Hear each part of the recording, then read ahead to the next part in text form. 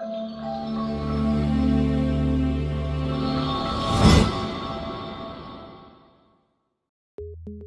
CAMWorks 2023, an exclusive machine cavities parameter is now available for area clearance operations when the pattern is set to Volumill.